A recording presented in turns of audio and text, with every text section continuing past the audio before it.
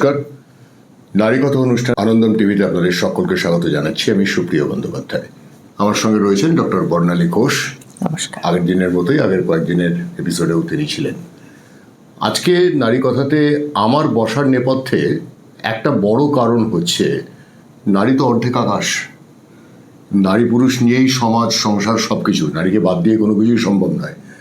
সেখানে একজন পুরুষ নারীদের সংক্রান্ত প্রশ্ন করতে পারেন বা জানতে পারেন, তার জানা দরকার। কেন দরকার সেটা যদি আপনি একটু ছোট্ট করে বলে দেন।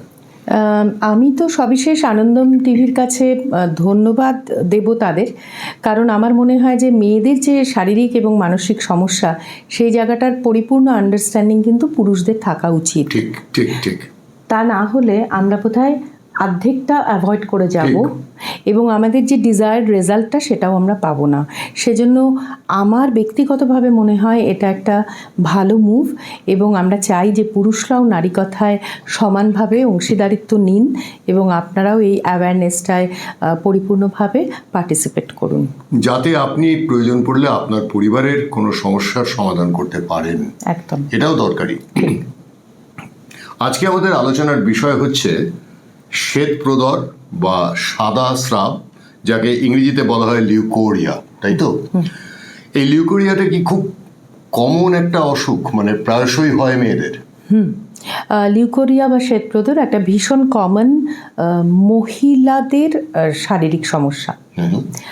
আর যেহেতু অ্যাওয়ারনেস ভীষণ কম, শ্বেতপ্রদর বা লিউকোরিয়া বা ভেজাইনাল ডিসচার্জ কেন হয় সেটা নিয়ে অধিকাংশ মেয়ে মহলেই বিশেষ কোনো জ্ঞান নেই, বা তারা জানেন না যে তারা এই ভোগান্তিটা তাদেরকে ভুগতে থাকাটাই কপাল, বা তাদের এটাই ভবিতব্য আমরা যেটা বলি।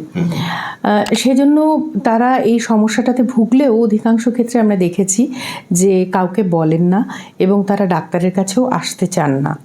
আরেকটা ব্যাপার হচ্ছে লিউকোরিয়া নিয়ে আমরা দেখেছি সুপ্রিয়, যে অনেকের মধ্যে অনেক ধরনের ভুল ধারণা রয়েছে। যেরকম অনেকে লিউকোরিয়াতে আক্রান্ত হলে মনে করেন যে এটা নিয়ে কাউকে বলা উচিত নয়, কারণ এটা যে একটা অসুখ, হ্যাঁ, সে সম্পর্কে সম্যক ধারণা না, বরং এটাকে তারা একটা ট্যাবু হিসেবে নেন।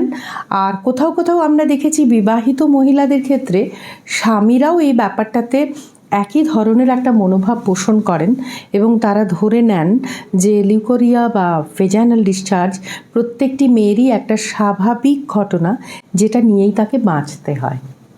অথচ এটা একটা কঠিন রোগ এবং এটার সঙ্গে মোকাবিলা করা অবশ্যই দরকার, সতর্কতাও দরকার। আমি জানতে চাইবো যে কারা এই লিউকোরিয়াতে বা শ্বেতপ্রদর বা সাদা স্রাবে কারা ভোগেন বেশি? কোন মহিলারা, কোন ধরনের? প্রশ্নটা খুব ভালো, কারণ সত্যি কথাই এটা 100টা মেয়ে বা মহিলা এই রোগে ভোগেন না। তাহলে কারা ভোগেন বা কাদের এটা হওয়ার সম্ভাবনা বেশি? আমাদের দেখতে হবে যে কোনো অসুখ, যেরকম যাদের ইল হেলথ থাকে, যারা নিজেরা আদারওয়াইজ কম্প্রোমাইজড হেলথ নিয়ে চলছেন, তাদের মতোই লিউকোরিয়াও বেশি হয় যারা আদারওয়াইজ শারীরিকভাবে রুগ্ন তাদের। আর একটা জিনিস আমরা দেখি যে যারা ভেজাইনাল যে অ্যানাটমি বা ভেজাইনাল যে ক্লিনলিনেস, এই সম্পর্কে সম্যক অবহিত নন, যেটা আপনি আগের দিন বলেছেন, যে ব্যাপারটা খুব স্পষ্ট করে। আমি বন্ধুদের অনুরোধ করব যে আপনারা যারা আগের এপিসোডটা দেখেননি তারা যদি দেখে নেন, ডক্টর বর্ণালী ঘোষ কিন্তু স্পষ্ট করে ব্যাখ্যা করেছিলেন যে ওই ভ্যাজাইনাল ক্লিনলিনেস মানে যোনির পরিচ্ছন্নতাটা সেটা কতটা গুরুত্বপূর্ণ এবং তিনি স্পষ্ট করে বলেছিলেন। আমি পরের প্রশ্নে চলে আসছি। তার মানে সাদা স্রাবের জন্য যদি আপনার সাদা স্রাব হয়, আপনার যদি হয় বা আপনার স্বামী যদি শুনে থাকেন এটা অনুষ্ঠানটা, সচেতন হন, ডাক্তারের কাছে যান। ব্যাপারটা কিন্তু একটা কঠিন অসুখের দিকে টার্ন নিতে পারে। পরের প্রশ্নটা হচ্ছে যে স্বাভাবিক যে স্বাস্থ্য, একজন নারীর যে স্বাভাবিক স্বাস্থ্য, এই লিউকোরিয়া কি তাতে কোনো বড় প্রভাব ফেলতে পারে বা ক্ষতি করতে পারে? এটা এই প্রশ্নটা আমাদের ভীষণ রকম ফেস করতে হয়। আপনারা যারা শুনছেন তারাও হয়তো জানেন যে সাদা স্রাব যাদের হচ্ছে, বাড়ির সেই মেয়েটিকে বা মহিলাকে তার যাবতীয় স্বাস্থ্য সম্বন্ধীয় যা যা অসুবিধে সব কিছুর জন্যই দায়ী করা হয় এই সাদা স্রাবটাকে। না, আমার একটু বুঝতে অসুবিধা হচ্ছে। মানে কোনো মহিলা যদি সাদা স্রাব বা লিউকোরিয়াতে ভোগেন, তাহলে তাকে তাই করা হবে যে তার অন্য সব তার যদি পেট খারাপ হয়, তার যদি জ্বর হয়, তার যদি অন্য কোনো অসুখ হয়, তাহলে তার জন্য নেপথ্যে রয়ে যাবে এইটা। প্রায় খানিকটা এরকমই, ঠিক পেট খারাপ নয়, কিন্তু ধরুন কারুর ওজন কমছে, ধরুন কেউ মানসিকভাবে খুব অবসন্ন হয়ে পড়ছে, কেউ ক্লান্তিতে ভুগছে, এই সবগুলোর জন্যই দায়ী করা হয় যে তার সাদা স্রাব আছে বলে এই সমস্যাগুলো তার হচ্ছে। সত্যিই কি তাই হয়? একদম সত্যি। এবং যারা শুনছেন, বিশেষত যারা একটু মফস্বল বা গ্রামাঞ্চলের যে আমাদের শ্রোতা বন্ধুরা যারা শুনছেন, তারা কিন্তু বুঝতে পারবেন বা রিলেট করতে পারবেন যে আমার কথার সত্যতা কতখানি। আমাদের চেম্বারে আসছেনই মহিলারা এটা বলতে, ভীষণ না ওজনটা কমে যাচ্ছে, ভীষণ ক্লান্তিতে ভুগছে, একটু ওর মধ্যে জিল নেই, একটু উৎসাহ নেই বা শারীরিক সামর্থ্য নেই, স্ট্যামিনা নেই, ওর না খুব সাদা স্রাব হয়, সেই জন্যই এটা হচ্ছে। মানে তিনি ধরেই নিয়েছেন? ধরে নিয়েছেন। আসলে কিন্তু তা নয়। না, এটা একটা মিথ। তাহলে এবারে তো খুব স্বাভাবিকভাবে প্রশ্ন উঠে যায় যে এই সাদা স্রাব বা লিউকোরিয়া এটা নিশ্চয়ই নিরাময়যোগ্য অসুখ। নিশ্চয়ই। কিভাবে? প্রথমেই আমি বলেছি যে ভেজাইনাল হেলথ সম্পর্কে অ্যাওয়ারনেসটা ভীষণ জরুরি দরকার। যে কোনো অসুখ নিয়ে আমরা যখন কথা বলি, মাথায় রাখবেন যে আমরা দুভাবে সেটাকে সমাধান করার চেষ্টা করি। এক হচ্ছে প্রিভেন্টিভ হেলথ, অর্থাৎ আমরা কিভাবে প্রতিরোধ করতে পারি, আর দ্বিতীয় হচ্ছে যখন অসুখটা হলো তখন তার চিকিৎসা, সেটাকে আমরা সেকেন্ডারি প্রিভেনশন বলি। তাহলে প্রথম প্রতিরোধ করা অর্থাৎ ভেজাইনাল হেলথ ভালো করে মেনটেন করুন। You should maintain a very good vaginal health, particularly যদি সেক্সুয়ালি অ্যাক্টিভ হন, সেক্ষেত্রে এটা মাথায় রাখতে হবে। Because the act of sex, তার থেকেও কিন্তু এই ধরনের ইনফেকশন ভেতরে হতে পারে। তো সাদা স্রাব কেন হচ্ছে সেটা নিয়ে আমরা যখন খুঁজতে যাব, প্রথম আমরা দেখব যে ক্লিনলিনেসের অভাব, তারপরে দেখব যে বিভিন্ন ধরনের sexual promiscuity, early introduction to sexual VD বলা যায়, ভেনারেল ডিজিজ বলা যাবে না। না, ভেনারেল ডিজিজ শব্দটার ভীষণ ওজন বেশি। না, এর সঙ্গে মানে ভিডির কোনো সম্পর্ক নেই, এতটাও ওইভাবে দাগিয়ে দেওয়া যায় না যে সম্পর্ক নেই। তবে সাধারণত যে সাদা স্রাবগুলো আমরা সাধারণত দেখতে পাই, যারা কমনলি আমাদের কাছে আসেন, তাদেরটা ভিডি নয়। তবে হ্যাঁ, কিছু কিছু ভিডি আছে যার প্রেজেন্টেশনও সাদা স্রাব দিয়ে শুরু হতে পারে। তো এটা কিন্তু ডাক্তারের কাজ দেখা যে এটা ভিডি অথবা এটা ভিডি নয়। ঠিক তাই। আচ্ছা, মূলত ঠিক কি কি কারণে লিউকোরিয়া বা সাদা স্রাব বা শ্বেতপ্রদাহ হতে পারে? আপনি একটা বললেন যে ভ্যাজাইনাল ল্যাক অফ হাইজিন, মানে পরিচ্ছন্নতা একটা ব্যাপার, যেটা প্রাইমারি প্রিভেনশন, যেটা একদম মানে গোড়া থেকে শিশু বয়স থেকে আপনি বলেছেন যেটা প্রয়োজনীয়তা। তারপর আর কি কি কারণ? হ্যাঁ, আমরা যখন সাদা স্রাবের পেশেন্টদের পাই তখন প্রথমেই বলেছি যে কিছু কিছু ক্ষেত্রে আমরা এই মহিলাদের দেখি যে অসম্ভব আন্ডারওয়েট, আন্ডারনারিশড, হ্যাঁ, তার মানে ম্যালনারিশড, এবং এদের পুষ্টির যে লেভেল সেটা সাধারণত আমরা দেখি যে খারাপ হয়। আবারও বলছি, গ্রামাঞ্চলের মেয়ে এবং মহিলাদের ক্ষেত্রে সেটা আরও বেশি। প্রথম সেটা, তাতে করে কি হয়, অ্যানিমিয়া হয় এবং অন্যান্য নানা ট্রেস এলিমেন্ট ডেফিসিয়েন্সি হয়। তাহলে আমাদের শরীরের রোগ প্রতিষেধক ক্ষমতা বাড়ানোর জন্য যা যা মিনারেলস এবং আয়রনের মতো জিনিস বা ভিটামিনসের মতো জিনিস দরকার, কোনো কারণে যদি পুষ্টিকর খাবার না খেয়ে থাকেন, তাহলে এই ডেফিসিয়েন্সি হলে তার জন্যও সাদা স্রাব হতে পারে। তার মানে খাদ্যটা একটা গুরুত্বপূর্ণ, এবং প্রিভেনশন অফ অ্যানিমিয়া এর জন্য খুব গুরুত্বপূর্ণ, কারণ অ্যানিমিয়া বা রক্তশূন্যতার জন্যই সাদা স্রাব হতে পারে।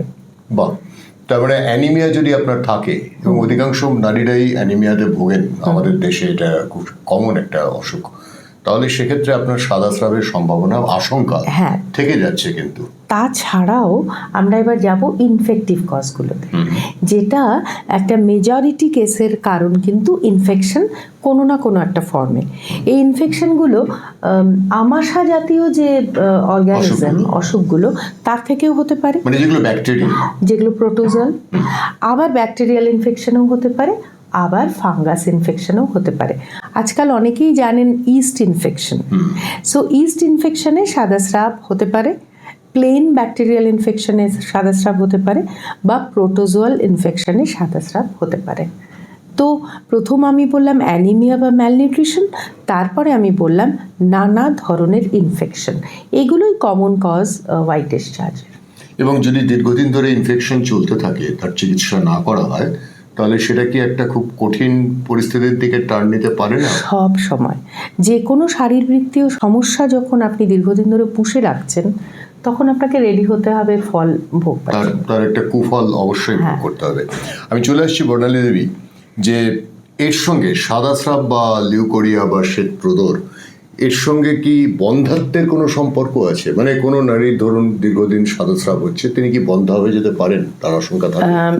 সম্পর্কটা অতটা সরাসরি না হলেও একেবারে উড়িয়ে দেওয়ার মতো নয়।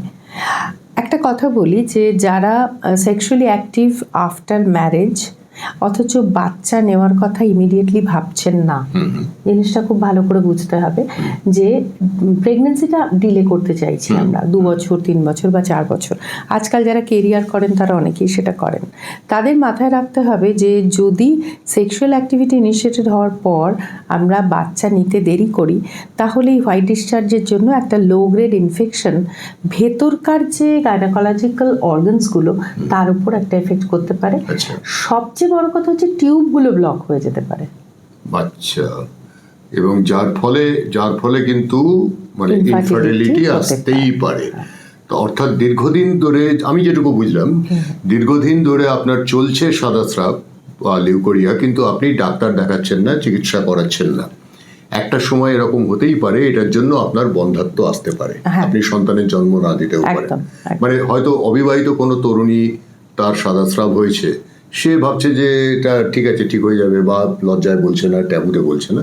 একটা সময় আসবে যখন তার বিয়ে থাওয়া হলে এই সাদা স্রাব যদি চলতেই থাকে, তখন সে হয়তো বন্ধ্যা হয়ে গেলেও যেতে পারে, মানে আশঙ্কা থেকে যায়। আপনি যেটা বলেন যে টিউব জ্যাম হয়ে যেতে পারে, সেটা কিন্তু এই দিকটা বন্ধুরা মনে রাখবেন। সেই সঙ্গে মনে রাখবেন যে আনন্দম টেলিভিশনে আপনার পরিচিত বন্ধু বান্ধব, আত্মীয় স্বজন, তাদেরকে ডেকে আনুন, সাবস্ক্রাইব করতে বলুন, কারণ আমাদের চ্যানেলের মাধ্যমে আপনি সেই খবরগুলো পাবেন বা সেই তথ্যগুলো পাবেন যেগুলো অন্য সকলে আপনাকে সরাসরি জানাবে না। যেমন এই ডক্টর বর্ণালী ঘোষ আমাদের ব্যস্ত সময় থেকে সময় দিচ্ছেন, তিনি কিন্তু আপনাদেরকে এগুলো জ্ঞাত করানোর জন্যই দিচ্ছেন, এর জন্য কোনো মেটেরিয়াল লাভ আপনার হচ্ছে বলে আমি তো জানি না। এবারে চলে আসছি বর্ণালী দেবী পরের প্রশ্নটায়, যে লিউকোরিয়া হলে একটি নারী, তার যদি লিউকোরিয়া হয়, যেটা আপনি ব্যাখ্যা করে বললেন, স্পষ্ট করে বুঝিয়ে দিলেন, তার কি ডাক্তারের কাছে যাওয়াটা অবিলম্বে আশু প্রয়োজন নয়, নাকি না গেলেও চলে? এখানটায় না আমি বলি যে আমাদের উদ্দেশ্য কিন্তু ভয় দেখানো নয়। ঠিক তাই। প্রথম হচ্ছে সাদা স্রাব মানেই সেটা যে অসুখতা নয়। আমাদের শারীরবৃত্তীয় কারণে যে সাইকেল হয়, ওভুলেশন হয়, সেই কারণেই একটা মাসের 7-8 বা 10 দিন একটা থিন ভ্যাজাইনাল ডিসচার্জ সাদা স্রাবের মতো হতে পারে। আচ্ছা, সো এটাকে আমরা বলি ফিজিওলজিক্যাল ডিসচার্জ। মানে সেটা লিউকোরিয়া নয়। সেটা লিউকোরিয়া নয়। তো আপনাদের মাথায় তফাৎটা কি করে বুঝবেন? ওইটাই বলছি। সাধারণত ফিজিওলজিক্যাল ডিসচার্জ হয় মিড সাইকেলে, অর্থাৎ দুটো মাসিকের মধ্যবর্তী সময়ে। প্রথম পিরিয়ডটা হয়ে যাওয়ার ধরুন 4-5 দিন পর থেকে শুরু হয়। তার সঙ্গে একটু তলপেটের ডান দিক বা দিকে একটু ব্যথা হতে পারে, আর খুব পাতলা একটা ডিসচার্জ, থিন ডিসচার্জ হয়। সেটা 2 থেকে 3 দিন বা 4 দিন পারসিস্ট করে, আস্তে আস্তে কমে যায়। তো এটা হচ্ছে নর্মাল ভেজাইনাল ডিসচার্জ। এটাকে কিন্তু আপনারা লিউকোরিয়া ভাববেন না, এর থেকেও ইনফার্টিলিটি হয়ে যাবে, টিউব ব্লকড হয়ে যাবে, তা না। দিস ইজ অ্যাবসলিউটলি একদম ফাইন। এরপরে আমরা যাচ্ছি প্যাথোলজিক্যাল ডিসচার্জ, অর্থাৎ কখন আপনারা ডাক্তারের কাছে যাবেন। এই যে হোয়াইট ডিসচার্জ হচ্ছে, এর ক্যারেক্টারটা দেখুন। এটা যদি খুব থিক, কোপিয়াস, ঘন, সাদা বা হলুদ রঙের হয়, যদি এটা ছানা কাটা একটা ক্যারেক্টার থাকে, চিজি একটা প্যাটার্ন থাকে, যদি গ্রিনিশ হয় বা হোয়াইট ডিসচার্জের সঙ্গে একটা ব্লাড স্টেইন থাকে, যদি খুব দুর্গন্ধ থাকে, এই সবগুলো ক্ষেত্রে ইমিডিয়েটলি ডাক্তার দেখা। আমি একবার একটুখানি পরিষ্কার করে দিই। যদি দেখেন যে স্বাভাবিক একটা, যেটা বর্ণালী দেবী বললেন যে স্বাভাবিক ডিসচার্জ হচ্ছে, সেটা মানে শারীরবৃত্তীয় ব্যাপার, স্বাভাবিক। কিন্তু যদি তাতে স্টিকি কোনো রকম ব্যাপার থাকে, অর্থাৎ যদি খুব ঘন হয়, যদি তাতে গন্ধ, বেশি গন্ধ পাওয়া যায়, এবং যদি যেটা বললেন ছানা কাটার মতো হয়, যদি তাতে কোনো রকম রক্তের একটু চিহ্ন থাকে এবং সবুজ যদি রং হয়, তাহলে আপনাকে অবশ্যই বুঝতে হবে যে আপনাকে ডাক্তারের কাছে যেতেই হবে।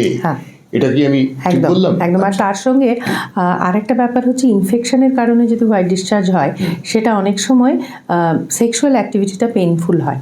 সুতরাং থিক হোয়াইট ডিসচার্জ সঙ্গে হচ্ছে পেইনফুল ভ্যাজাইনাল কোনো ধরনের ম্যানিপুলেশন, সেক্ষেত্রে এটাকে আপনাকে ধরে নিতে হবে যে একটা সিরিয়াস ইনফেকশন রয়েছে। Serious infection. আবার কি কখনো কখনো কৃমি থাকলেও হোয়াইট ডিসচার্জ হয়, সুতরাং আমাদের কখনো কখনো কৃমির চিকিৎসাও করতে হয়। কৃমির চিকিৎসাও দরকার পড়লে করতে পারে। আজকের এই এপিসোডের শেষ প্রশ্ন আপনার কাছে, এই সাদা স্রাবের সঙ্গে ধরুন মানে গায়নোকোলজিক্যাল ক্যান্সারের কি কোনো রকম আশঙ্কা লুকিয়ে থাকে, আগামীতে হতে পারে এরকম, যদি আমি এখন চিকিৎসা না করাই তাহলে? সাদা স্রাবের সঙ্গে আপনারা যদি দেখেন যে রেগুলার একটা ব্লাডি স্টেইন আসছে, সেক্ষেত্রে কিন্তু বিশেষত একটু বয়স্ক মহিলাদের ক্ষেত্রে যারা 35 and 40 and অ্যাবাভ, তাদের ক্ষেত্রে কিন্তু উচিত কিছু কিছু ক্যান্সার স্ক্রিনিং টেস্ট করিয়ে নেওয়া।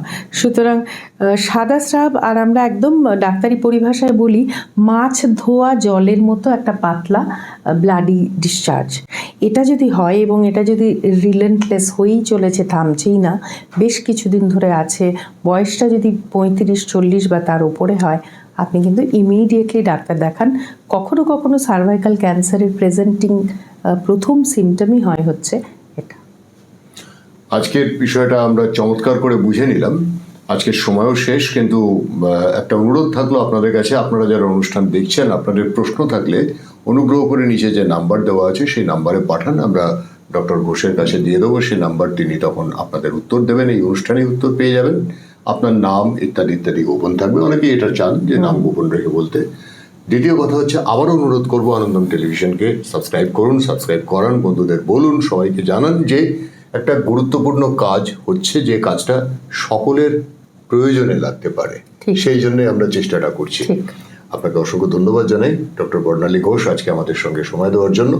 আগামী দিনে আমরা আরো একটি গুরুত্বপূর্ণ বিষয় নিয়ে আসবো নারী কথার পরের এপিসোডে।